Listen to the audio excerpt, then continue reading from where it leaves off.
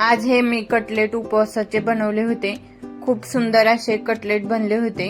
त्यासोबत चटणी पण बनवली होती। चटणी सोबत हे कटलेट खूपच सुंदर लागतात। यामध्ये थोडं सुद्धा शाबू वापरलेला नाही। कटलेट बनवण्यासाठी इथे मी 2 रताळे किंवा पाव किलो रताळे घेतले आहेत। शेंगदाण्याचं कूट आणि थोडासा ठेसा घेतलेला आहे वाटून उपवासाचा। आता हे रताळे व्यवस्थित खिसून घ्यायचे। माझे रताळे जास्त शिजल्यामुळे खिसल्या जात नाहीयेत, त्यामुळे मी हातानेच मॅश करणार आहे। त्यावरची साल पण काढून घ्यायची आणि सर्व व्यवस्थित मॅश करून घ्यायचं। हे रताळे खिसून घेत आहे तोपर्यंत तुम्ही अर्चना लाईफस्टाईल या चॅनलवर नवीन असाल तर चॅनलला सबस्क्राईब करा आणि ही रेसिपी तुम्हाला कशी वाटली ते मला कॉमेंटमध्ये सांगा। असे कटलेट तुम्ही कोणत्याही उपवासाला करू शकता, कारण की यामध्ये फक्त रताळे आणि शिंगाड्याचंच पीठ आहे। कोणाकोणाला साबुदाणे खाल्ल्याच्या नंतर खूप पित्त होतं किंवा साबुदाणे खाल्ल्याच जात नाहीत, तर अशांसाठी ही रेसिपी मस्त आहे। मस्त असे रताळे आणायचे, मस्त उकडून घ्यायचे आणि असे मॅश करून त्यामध्ये शिंगाड्याचं पीठ किंवा शिंगाड्याचं पीठ नसेल तर आता भगरीचं पीठ पण याच्यामध्ये टाकू शकतो, पण महाशिवरात्रीला भगर चालत नाही, त्यामुळे इथे शिंगाड्याचं पीठ किंवा भाजणीचं पीठ पण आपण टाकू शकतो। आता इथे मी शेंगदाण्याचं कूट टाकून घेतलं, परत ठेसा टाकून घेतला आणि शिंगाड्याचं पीठ एकदम सर्व टाकून घ्यायचं नाही, जसं जसं लागल तसं तसं घ्यायचं। आता इथे व्यवस्थित मी मळून घेणार आहे। चवीनुसार मीठ टाकून घेतले। आता हे सर्व एकत्र मिक्स करून घेऊया।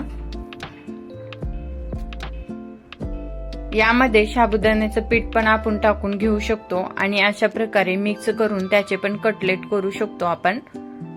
तर तुम्हाला जे पीठ आवडेल ते यामध्ये पीठ घालून मस्तपैकी अशा प्रकारे कटलेट करून घेऊ शकता। मी जसं लागल तसं थोडं थोडं मिळून शिंगाड्याचं पीठ टाकलेलं आहे।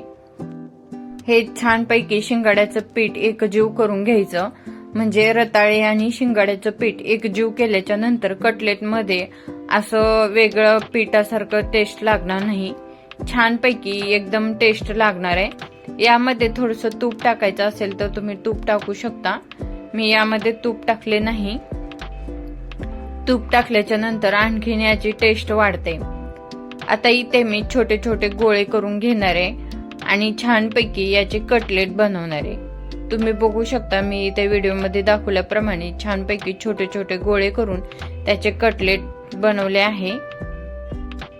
थोडंसं त्यावर पीठ टाकून घ्यायचं शिंगाड्याचं, किंवा याऐवजी साबुदाण्याचं पीठ पण वरती लावून घेऊ शकता। आता इथे मी पॅन ठेवलेला आहे, त्यामध्ये थोडंसं तूप टाकून घेते आणि त्यामध्ये मी कटलेट भाजून घेते, म्हणजे शालो फ्राय करून घेते। जास्त तूपच वापरलेलं आहे मी, तेल अजिबात वापरलेलं नाही या रेसिपीमध्ये। आता अशा प्रकारे मी कटलेट ठेवले आहेत। आता हे खालून शिजत आले की पलटी करून घ्यायचं, वरून पण छानपैकी शिजवून घ्यायचं। कोणाकोणाला साबुदाणे खाल्ल्याच्या नंतर पित्त होतं ते मला कमेंटमध्ये सांगा, कारण की मला तर खूप होतं पित्त, त्यामुळे मी साबुदाण्याला पर्याय असे उपवासाचे पदार्थ शोधत असते। तर त्यामुळे मी तुम्हाला हा बिना साबुदाण्याचा पदार्थ शोधून म्हणजे माझ्यासाठी शोधला होता, पण म्हणलं तुमच्यासोबत पण रेसिपी शेअर करावं। तर आता आपले कटलेट खालून छानपैकी शिजले आहेत, म्हणजे भाजले आहेत। आता त्यावर मी छोटस प्लेट झापून ठेवते, म्हणजे छानपैकी उकडले पण जातील आणि खालच्या साईडने छानपैकी आतपर्यंत भाजले जातील। अशा प्रकारे कटलेट छानपैकी भाजून घ्यायचं वर प्लेट झापल्याच्या नंतर, म्हणजे थोडंसं कच्चा पण जे राहतं ना, आता आपण उघडे प्लेट ठेवून जर असंच भाजून घेतलो तर थोडे थोडे कच्च्या टाईप लागणार, त्यामुळे अशा प्रकारे झापून प्लेट भाजून घ्यायचे कटलेट। चौकडून भाजल्या जातात। तुम्ही बघू शकता किती सुंदर असे कटलेट झालेले आहेत। अशा प्रकारे मी कटलेट केले होते। खूप सगळ्यांना, म्हणजे ज्यांचा उपवास नव्हता त्यांनी पण खाल्ला आणि उपवासाला तर आज मज्जाच आली। म्हणजे साबुदाणे खाण्याऐवजी अशा प्रकारचा नवीन प्रकार पण खाल्ला आणि जास्त आपल्याला कसं आहे, साबुदाणे खाल्ले तर वजन वाढतं किंवा आपण तळलेले पदार्थ खाल्ले तर वजन वाढतं. तर अशा प्रकारे जर तुम्ही पदार्थ करून खाल्ले उपवासाचे, तुमचं वजन पण वाढणार नाही आणि तुमचा उपवास पण धरला जाणार आहे.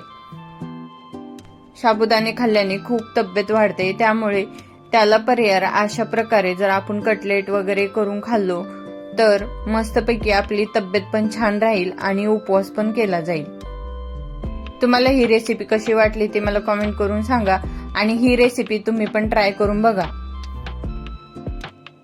अशाच नवीन नवीन रेसिपी बघण्यासाठी अर्चना लाईफस्टाईल या चॅनलला सबस्क्राईब करा. पूर्ण व्हिडिओ बघितल्याबद्दल धन्यवाद.